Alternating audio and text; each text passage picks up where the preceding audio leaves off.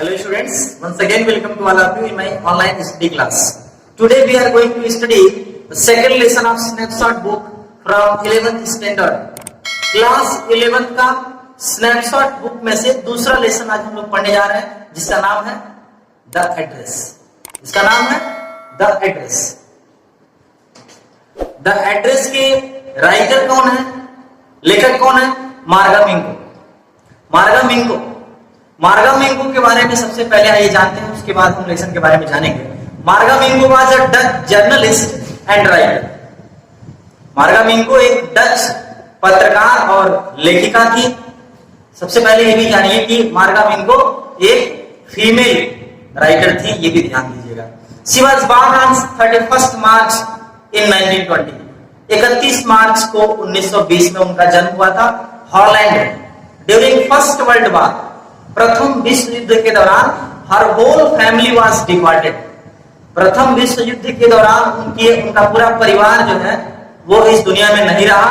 Only she was escaped, केवल वही बच गए थे। She was awarded for her works, उनको उनके कार्यों के लिए कई बार पत्रकारिता में, लेखन में कई बार उनको पुरस्कृत भी किया गया था। This lesson, this story the address is a very touching story of psychological interest. ये बहुत ही मार्मिक, स्पर्शी, मनोवैज्ञानिक रुचि रखने वाली ये कहानी है जो ये लेसन है, इसका नाम है the address. The address, address में होता क्या है? पता। इसमें एड्रेस के बारे में हम जानेंगे। तो एड्रेस क्या था? तो लेखिका यानी कि मार्गा मिंको के मरने से पहले उनकी मां ने मार्गा मिंको को एक एड्रेस नोट कराया था। वो एड्रेस था मार्कोनी स्ट्रीट, हाउस नंबर 46। और यही एड्रेस, वही एड्रेस जो है ढूंढते हुए मार्गा मिंको जब उस एड्रेस पर पहुंचती हैं काफी समय के बाद, तो क्या होता है वहां और क्यों पहुंचती हैं, यही हम लोग इस लेसन में जानेंगे। एक्चुअली मार्गा मिंको की मां इनके घर के सारे सामान को, जब हॉलैंड की स्थिति बुरी से बदतर हो रही थी वर्ल्ड वॉर के दौरान, विश्व युद्ध के दौरान, तो उस कंडीशन में अपने घर के जो महत्वपूर्ण सामान थे, कीमती सामान थे, वो मिसेस डॉर्लिंग नामक एक सहेली के, अपने एक परिचित के घर पर सारा सामान व्यवस्थित करा के रखवा रही थी। तो उसी सामान को पाने के लिए वो उस एड्रेस पर मार्गा मिंको पहुंचती हैं। यही इस लेसन का स्टार्टिंग होगा। तो डियर स्टूडेंट्स, इस लेसन को हम लोग समराइज करके पढ़ेंगे। तो आइए देखते हैं summary of the story the address. In this story, the address, the narrator decided to visit the address given by her mother before the Second World War. Actually, Second World War यानी कि द्वितीय विश्व युद्ध के पहले जो narrator है, जो राइटर है, उनकी मां के द्वारा दिया हुआ पता पर, इस कहानी में जो पता की बात चल रही है, नरेटर की मां ने उसे जो पता दिया था उसी पता पर जाने और उस पता पर जाकर के व्यक्ति से मिलने का निर्णय नरेटर ने लिया। The address was Marconi street, house number 46, where all her families precious things और articles were kept safely by Mrs Darling. Actually द्वितीय विश्व युद्ध के पहले जब हॉलैंड स्वतंत्रता प्राप्ति के लिए लड़ाई कर रहा था, संघर्ष कर रहा था, उस समय राइटर के फैमिली को अपने लिविंग प्लेस से रिप्लेस होना था, विस्थापित होना था। तो अपने सारे सामान को सुरक्षित रखने के लिए उन्होंने मिसेस डॉर्लिंग, जो नरेटर के मां का एक बहुत ही परिचित, मिसेस डॉर्लिंग उनकी सहेली थी, तो उन्हीं के पास सारा सामान रखने के लिए उन्होंने दिया था। तो इसलिए उनकी मां ने जो मार्कोनी स्ट्रीट, हाउस नंबर 46 का जो एड्रेस इनको नरेटर को दिया था, उसी पते पर इनके परिवार की सारी स्मृतियां, सारी चीजें रखी हुई थी। Actually this time narrator's mother was no more. अब वास्तव में इस समय जबकि ये घटना है, नरेटर की मां अब इस दुनिया में नहीं है। First time the narrator visited the address, but Mrs. Darling behaved in the most absurd manner. She refused to recognize the narrator and does not let her enter the house, so the narrator returned empty-handed.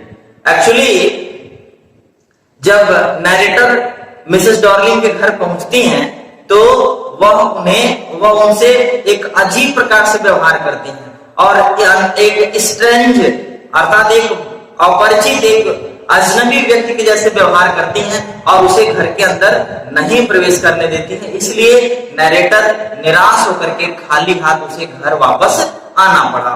The narrator reminds her past memories. She is remind of her mother's Mrs Shaw, Mrs S लिखा होगा list में, Mrs Shaw who had given this address to her years एगो।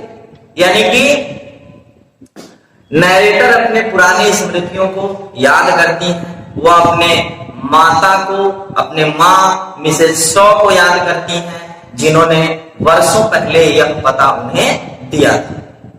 In spite of war, Second World War, they were living in Holland. At that time, she had seen Mrs. Darling. Actually, युद्ध के समय में वो लोग Holland में रह रहे थे और उस समय नैरेटर ने मिसेस डॉर्लिंग को देखा था, who was introduced to her as an old acquaintance of her mother. जिसने अपने आप को उसकी माँ का अर्थात नैरेटर की माँ का पुराना परिचित जान पहचान वाला अपने आप को बताया था। उस समय नैरेटर मिसेस डॉर्लिंग से एक बार मिल चुकी थी। One day the narrator noticed that many precious items missing from their places. एक दिन नैरेटर ने देखा कि उनके घर से बहुत सारी वस्तुएं अपने स्थान से गायब हैं, नहीं दिखाई दे रही हैं। क्यों?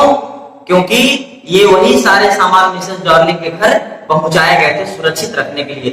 Then Mrs. S told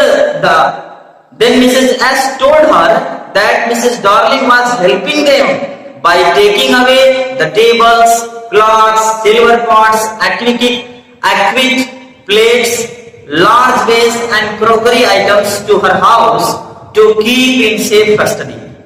actually तब जाकर के नैरेटर की माँ मिसेस शॉ ने उसे बताया कि मिसेस डॉर्लिंग जो है हमारी मदद कर रही है, हमारे सारे साजो सामान को सुरक्षित स्थान पर रख करके हमारा जो है सामान सुरक्षित अपने कस्टडी में रख रही हैं और इस प्रकार से वो हमारी मदद कर रही हैं। Because they had to leave the house suddenly, क्योंकि उन्हें तुरंत जो है मकान अपना छोड़ना है, यहाँ से दूसरे जगह कहीं जाना है सुरक्षित स्थान पर, क्योंकि युद्ध का समय चल रहा था हॉलैंड में।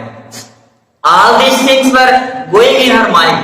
यही सारी चीजें नैरेटर के दिमाग में इस समय चल रही थी।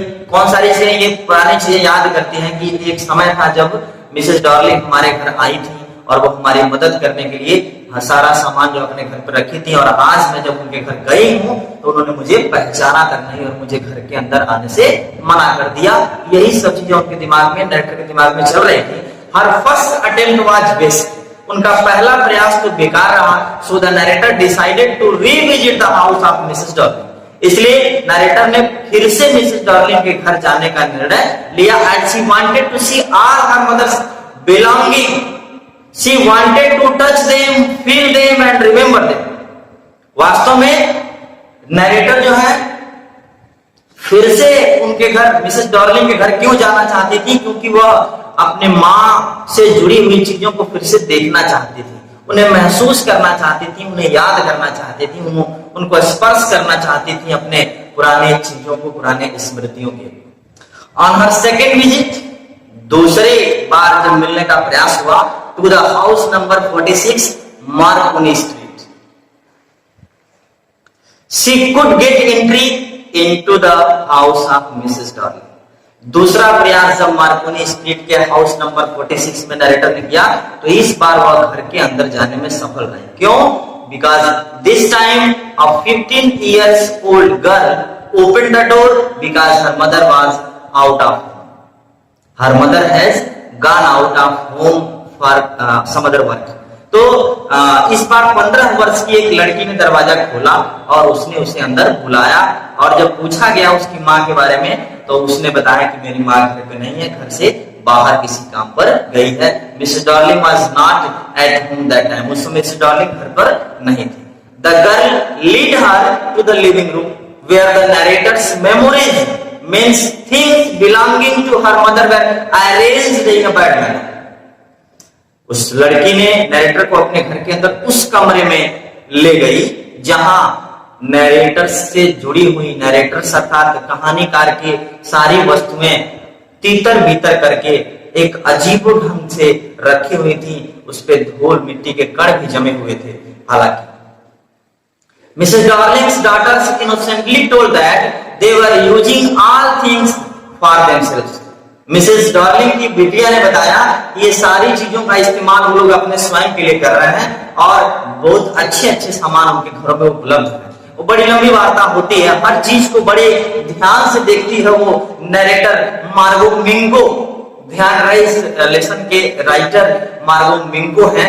उन्होंने सारी चीजों को बड़े ध्यान से देखा, हर बर्तन को, वो चम्मच को, ठीक है, वो टेबल के ऊपर कवर जो लगता है उसको, कर्टेन को, सारी चीजों को बड़ी ध्यान से देख रही थी और अपनी पुरानी स्मृतियों को ताजा कर रही थी। लेकिन जब यह बात 15 वर्षीय मिसेस डार्लिंग की बिटिया ने कहा कि सारी चीजों का इस्तेमाल हम अपने स्वयं के लिए कर रहे हैं, तो hearing this the narrator took an impulsive decision. ये सुन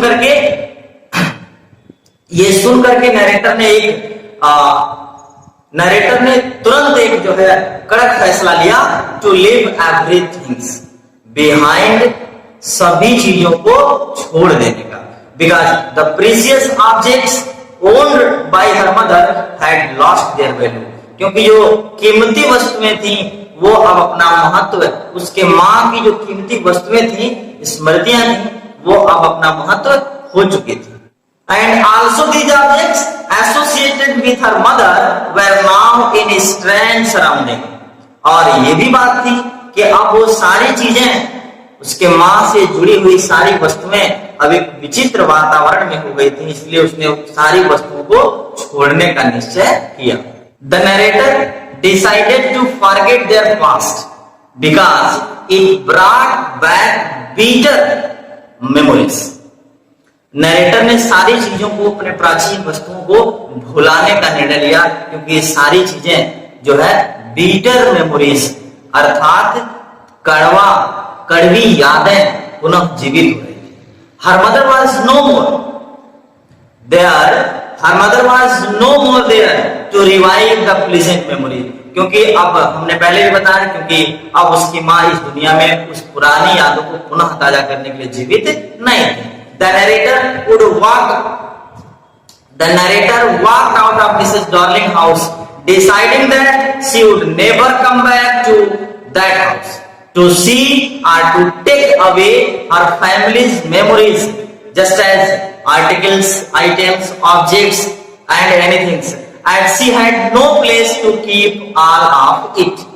ध्यान देंगे कि इस तरह से उस घर से नरेटर जो है मिसेस डार्लिंग के घर से बाहर निकली, यह निर्णय लेते हुए कि वह कभी इस घर में वापस नहीं आएगी, चाहे देखने के लिए या उन वस्तुओं को वापस लेने के लिए। एक चीज के पीछे कारण यह भी था कि अब उसके पास उतना ज्यादा जगह भी नहीं था कि वो सारी वस्तुओं को अपने साथ ले जाके अपने घर में रख सके, क्योंकि वह एक छोटे से कमरे में किसी तरह से अपना जीवन व्यतीत कर रही थी मार्गो मिंगो।